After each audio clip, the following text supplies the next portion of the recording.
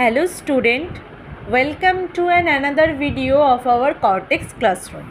आज তোমাদের সাথে আরও একটা রিক্রুটমেন্ট নোটিশ নিয়ে আলোচনা করতে চলে এলাম।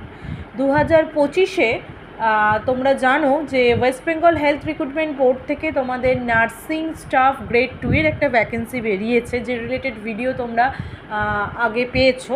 আজ তোমাদের সাথে যে ভ্যাকেন্সিটা নিয়ে বা রিক্রুটমেন্টটা নিয়ে ডিসকাস করব সেটা হচ্ছে ইন্ডিয়ান রেলওয়ে, যে আমাদের গভর্নমেন্ট অফ রেলওয়েজের তরফ থেকে কিন্তু তোমাদের নার্সিংয়ের একটা রিক্রুটমেন্ট বেরিয়েছে, যেটা আমরা প্যারামেডিক্যাল রিক্রুটমেন্টের মধ্যে তোমাদের নার্সিং সুপারিনটেনডেন্টের একটি পোস্ট রয়েছে এবং বিভিন্ন প্যারামেডিক্যাল পোস্টগুলো তার মধ্যে রয়েছে। আজকে দেখে নেব যে এই নার্সিং সুপারিনটেনডেন্ট পোস্টে অ্যাপ্লাই করার জন্য তোমাদের কি কি লাগছে এবং কি এক্সাম তোমাদের দিতে হবে, তার সিলেবাস কি রয়েছে, কত মার্কস রয়েছে, ফর্ম ফিল আপ কতদিন চলবে, তার সমস্ত পোস্ট এবং কতগুলো ভ্যাকেন্সি রয়েছে।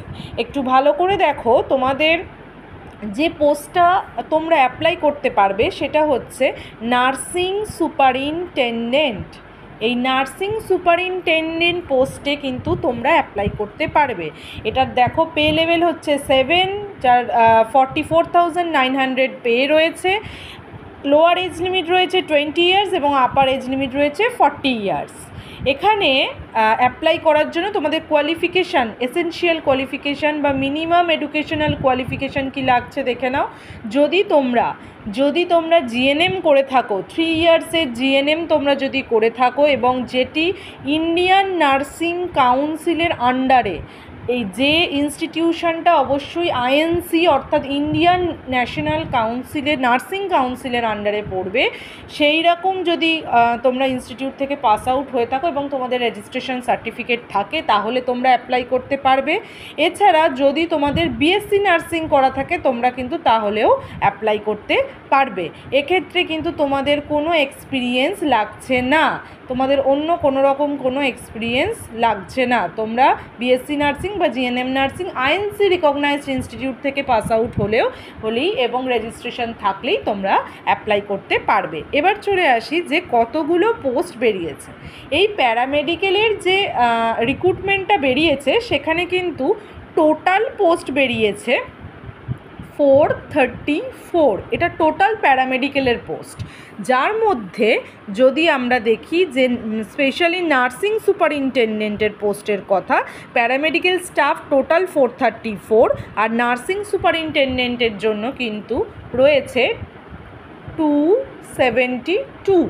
টোটাল 272টা সিট রয়েছে, যেটা কিন্তু অল ওভার ইন্ডিয়ার যতগুলো আরআরবি রয়েছে সেই আরআরবির টোটাল ভ্যাকেন্সি এটা। এবার তোমরা যে জোন থেকে অ্যাপ্লাই করছো সেই জোনে বিভিন্ন ক্যাটাগরাইজ ওয়াইজ যে ভ্যাকেন্সি রয়েছে সেটা কিন্তু তোমরা একটু দেখে নাও। দেখো, যদি আমি তোমাদের বলি, তোমরা যেহেতু আমরা এখানকারটা একটু দেখে নিই যে আমাদের কলকাতাতে কতগুলো ভ্যাকেন্সি রয়েছে। দেখো, আরআরবি কলকাতাতে কিন্তু টোটাল ভ্যাকেন্সি রয়েছে 30টা। আরআরবি কলকাতায় টোটাল ভ্যাকেন্সি রয়েছে 30টা। এই যে দেখো, আরআরবি কলকাতার টোটাল রয়েছে 30 পোস্ট হচ্ছে। দেখো, এই যে নার্সিং সুপারিনটেনডেন্টের জন্য, নার্সিং সুপারিনটেনডেন্টের ক্ষেত্রে দেখো তোমরা জেনারেলের ক্ষেত্রে কিন্তু 16টা, এসসি 2টো, এসটি 3টে, ওবিসি 3টে, ইডাব্লিউএস অর্থাৎ ইকোনমিক্যালি উইকার সেকশনে রয়েছে কিন্তু একটা।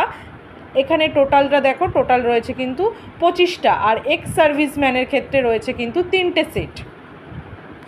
তাহলে আমাদের কলকাতা, এরকম মালদা, মুম্বাই, পাটনা, তোমরা যেখান থেকে অ্যাপ্লাই করবে, রাঁচি, সেকেন্দ্রাবাদ, শিলিগুড়ি, যে কোনো আরআরবি থেকে তোমরা কিন্তু অ্যাপ্লাই করতে পারো এবং যেখানে অ্যাপ্লাই করবে সেখানকার সিট ম্যাট্রিক্সটা তোমরা কিন্তু দেখে নিও। বিলাসপুর, চণ্ডীগড়, চেন্নাই, গোরক্ষপুর, গুয়াহাটি, জম্মু, শ্রীনগর, যেখানেই অ্যাপ্লাই করো না কেন সেখানে সিটটা কিন্তু একবার তোমরা দেখে নিও। যদি আমরা একটু দেখে নিই যে নার্সিং সুপারিনটেন্ডেন্টের ক্ষেত্রে কোথায় কত পোস্ট আছে, সেক্ষেত্রে কিন্তু তোমরা একবার ভেরিফাই করে নিয়ে জোনটা সিলেক্ট করবে। যাদের মনে হচ্ছে যে দূরে হয়তো পসিবল না, তারা কিন্তু নিজের জোন থেকে, অর্থাৎ এখানকার যদি তোমরা হয়ে থাকো তাহলে কলকাতা থেকে অ্যাপ্লাই করবে। এবার চলে আসি যে আমাদের এটার জন্য ফর্ম ফিল আপ কবে থেকে শুরু হবে? তোমাদের কিন্তু form fill up already start হয়ে গেছে, ফর্ম ফিল আপ কিন্তু শুরু হয়ে গেছে। 9th আগস্ট থেকে তোমাদের ফর্ম ফিল আপ শুরু হয়ে গেছে এবং ফর্ম ফিল আপ তোমাদের চলবে হচ্ছে 8th সেপ্টেম্বর অবধি তোমাদের ফর্ম ফিল আপ চলবে। তোমরা যারা এসটি এসসি রয়েছো তোমাদের জন্য কিন্তু রিজার্ভেশন ক্যাটাগরির জন্য কিন্তু ফর্ম ফিল আপের যে ফিস সেটা কিন্তু রিজার্ভেশন ক্যাটাগরির জন্য রয়েছে 250 এবং অল ফিমেল ক্যান্ডিডেট অর্থাৎ জেনারেল হোক, এসটি হোক, এসসি হোক, ওবিসি হোক, যদি ফিমেল হয় যদি সে ফিমেল হয়, যে কোনো ক্যাটাগরি যদি সে ফিমেল হয় তার জন্য কিন্তু ফিস লাগছে, ফর্ম ফিল আপের ফিস লাগছে 250। আর যদি এসটি এসসি হয় তাহলে তাদের এসটি এসসি যদি হয় তাদের মেল ফিমেল বোথ কিন্তু লাগছে 250। আর জেনারেল ক্যান্ডিডেট যারা রয়েছে অর্থাৎ আনরিজার্ভড ক্যাটাগরিতে যারা রয়েছে, জেনারেল ক্যাটাগরির যারা রয়েছে বা ওবিসি ক্যাটাগরির যারা রয়েছে বা ইডাব্লিউএস যারা রয়েছে অর্থাৎ ইকোনমিক্যালি উইকার সেকশনে যারা রয়েছে তাদের জন্য কিন্তু ফিস লাগছে 500। অলরেডি ফর্ম ফিল আপ শুরু হয়ে গেছে, তোমরা যত তাড়াতাড়ি পসিবল তত তাড়াতাড়ি ফর্ম ফিল আপ করবে। এবার হচ্ছে আমাদের এর জন্য কি পরীক্ষা দিতে হবে এটা একটু আমরা ডিটেলটা দেখে নেব যে আমাদের কি কি পরীক্ষা কিন্তু দিতে হচ্ছে এর জন্য। প্রথমত দেখো, তোমাদের কিন্তু একটা রিটেন এক্সাম দিতে হবে, সিবিটি একটা এক্সাম তোমাদের দিতে হবে। এই সিবিটি এক্সাম এর পরে তোমাদের কিন্তু ডকুমেন্ট ভেরিফিকেশন হবে এবং ডকুমেন্ট ভেরিফিকেশনের পরেই কিন্তু মেডিকেল এক্সামিনেশন হবে। কোনো রকম টায়ার 2 কিন্তু জায়গা নেই এখানে। তোমরা যদি একটু ভালো করে দেখো তাহলে দেখবে এই যে এখানে রয়েছে examination, document verification, medical examination, appointment. এই যে এক্সামিনেশনটা রয়েছে এটা কিন্তু তোমাদের সিবিটি অর্থাৎ কম্পিউটার বেসড টেস্ট একটা হবে। তোমাদের এই ফর্ম ফিল আপ করার সময় কিছু জিনিস মেনটেন করে ফর্ম ফিল আপ করতে হবে, যেটা হচ্ছে দেখো তোমাদের ফটো সিগনেচার কিভাবে তোমরা আপলোড করবে এবং যেটা আপলোড করলে তোমাদের কোনো রকম কোনো রিজেকশন হওয়ার চান্সেস নেই। তোমাদের ফটো যখন তোমরা আপলোড করবে তোমরা এগুলো একটু দেখে নেবে, সিগনেচারে করবে যখন তখনও দেখে নেবে যে সিগনেচারটা কিন্তু ব্ল্যাক পেনেই সিগনেচার করবে হোয়াইট পেপারের ওপরে। আর যখন সিগনেচার আপলোড করবে তার সাইজ কিন্তু হতে হবে 30 থেকে 49 কেবির মধ্যে এবং সেটা সবসময় জেপিজি বা জেপেক ফর্মে তোমাদের আপলোড করতে হবে। মিনিমাম ডিপিআই থাকতে হবে যার 100। এখানে কিন্তু উইথ আর হাইটও দেওয়া আছে 140/60। এগুলো একটু মেনটেন করে তোমরা অবশ্যই কিন্তু সিগনেচারটা আপলোড করবে এবং যখন তোমরা ফটো তোমাদের আপলোড করবে সেটাও দেখবে সেটা যেন একটা হোয়াইট ব্যাকগ্রাউন্ড থাকে, তার পিছনে হোয়াইট বা লাইট ব্যাকগ্রাউন্ড যেন অবশ্যই থাকে। আর এক্ষেত্রে কিন্তু তোমাদের লাইভ ফটো ক্যাপচার করতে হবে, লাইভ ফটো তোমাদের ক্যাপচার করতে হবে। ফটো কোয়ালিটি যদি প্রপার না হয়, যদি তোমাদের মুখ ভিজিবল না হয় তাহলে কিন্তু ফটো আপলোড নিতে প্রবলেম হবে। এগুলো একটু তোমরা অবশ্যই দেখে নেবে। আরআরবির অফিসিয়াল ওয়েবসাইটে যাবে এবং সেখান থেকে তোমরা ডিটেল ফর্ম ফিল আপ করবে। আচ্ছা, রিক্রুটমেন্ট প্রসেসের মধ্যে আমি তোমাদের প্রথমেই বললাম তোমাদের সিবিটি হবে একটা, সিবিটি হওয়ার পরে তোমাদের ডিভি হবে, অর্থাৎ সিবিটিতে যদি তুমি কাট অফ ক্লিয়ার করতে পারো তাহলে তোমার ডিভি অর্থাৎ ডকুমেন্ট ভেরিফিকেশন হবে। এবার যে সিবিটিটা হবে সেই সিবিটিতে আমাদের কী কী সিলেবাস থাকবে। সিবিটিতে দেখো তোমাদের এই নার্সিং সুপারিনটেন্ডেন্ট পোস্টের জন্য তোমাদের কিন্তু টোটাল 100 মার্কসের একটা টেস্ট হবে, যার জন্য দেখো প্রফেশনাল এবিলিটি যেটা রয়েছে সেটাতে থাকছে কিন্তু 70 মার্কস। অর্থাৎ তোমরা জিএনএম কোর্স বা বিএসসি কোর্স তোমাদের পুরো কোর্সে যা কিছু পড়েছো সেই তোমাদের সাবজেক্টিভ পেপার বা তোমাদের প্রফেশনাল এবিলিটি থিওরি প্র্যাকটিক্যাল তোমরা যা কিছু শিখেছো বা পড়েছো তার উপরে থাকছে কিন্তু 70 মার্কস।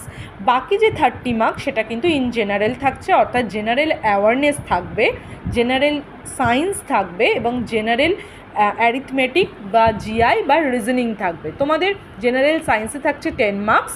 জেনারেল সায়েন্স মানে physics, chemistry, biology all over সব কিছু জেনারেল সায়েন্সের মধ্যে পড়ছে। জেনারেল অ্যাওয়ারনেস মানে কিন্তু সেখানে তোমাদের কারেন্ট অ্যাফেয়ার্স, স্ট্যাটিক জিকে বা আমাদের যে কোনো মডার্ন হোক বা আগের হোক যে কোনো রকমের কিন্তু তোমরা হিস্ট্রি, জিওগ্রাফি সব কিছু কিন্তু ইনক্লুড থাকছে স্পোর্টস জেনারেল অ্যাওয়ারনেসের মধ্যে। আর থাকছে তোমাদের general arithmetic, general intelligence and and reasoning, এখানে কিন্তু এটাতে তোমাদের থাকছে 10 মার্কস। তাহলে টোটাল কিন্তু তোমাদের এক্সাম হবে 100 মার্কস। এই 100 মার্কসের মধ্যে কিন্তু তোমরা যদি মানে কোয়ালিফাই করো সিবিটি, এখানে দেখো লেখা আছে সিবিটি বা কম্পিউটার বেসড টেস্ট হবে, তাহলেই কিন্তু তোমরা ডিবি বা ডকুমেন্ট ভেরিফিকেশনের জন্য তোমাদের কল হয়ে যাবে। এটা কিন্তু নেক্সট টায়ার লেভেলের কোনো এক্সাম তোমাদের দিতে হবে না। আচ্ছা, নেগেটিভ মার্কিং অবশ্যই আছে। তোমরা অনেকেই কোশ্চেন করো যে এখানে কি নেগেটিভ মার্কিং থাকে। ডেফিনেটলি নেগেটিভ মার্কিং এখানে রয়েছে। নেগেটিভ মার্কিংটা একটু দেখে নেবে, 1/3 করে তোমাদের কিন্তু ইচ রং কোশ্চেনে নেগেটিভ মার্কিং থাকছে। তাহলে খুব তাড়াতাড়ি তোমরা এই ফর্ম ফিল আপটা করে ফেলো এবং এর সিট ম্যাট্রিক্সটা অবশ্যই দেখে করবে। যেহেতু টোটাল তোমাদের নার্সিং সুপারিনটেন্ডেন্ট পোস্টে রয়েছে 272 পোস্ট, তাই এখানের মধ্যে যে জোন থেকেই তোমরা করো এবং যেখানে তোমরা যাতে অ্যাডমিট বেরোলে সেই জোনেও যদি এক্সাম পড়ে বা তোমরা সিটি চয়েসগুলো একটু ঠিকঠাক দেবে যাতে সেখানে গিয়ে তোমরা এক্সাম দিতে পারো। অফিসিয়াল ওয়েবসাইট থেকে আরআরবি তোমাদের এইটা একটা সেন্ট্রাল রিক্রুটমেন্ট বলতে পারো, সেন্ট্রালাইজড রিক্রুটমেন্ট। আরও তোমাদের রিক্রুটমেন্ট কিন্তু বেরিয়েছে এবং বেরোচ্ছে। আরও একটা সেন্ট্রালাইজড রিক্রুটমেন্ট তোমাদের বেরিয়েছে, যেটা নিয়ে আমি নেক্সট ভিডিওতে ডিসকাস করে দেবো। তোমরা যারা নার্সিং স্টুডেন্ট রয়েছো বা যারা প্যারামেডিক্যাল প্রফেশনে রয়েছো তারা কিন্তু সবাই এই ফর্মটা ফিল আপ করতে পারবে। ভিডিওটি ভালো লাগলে বেল বাটনে ক্লিক করে চ্যানেলটিকে সাবস্ক্রাইব করে দিন।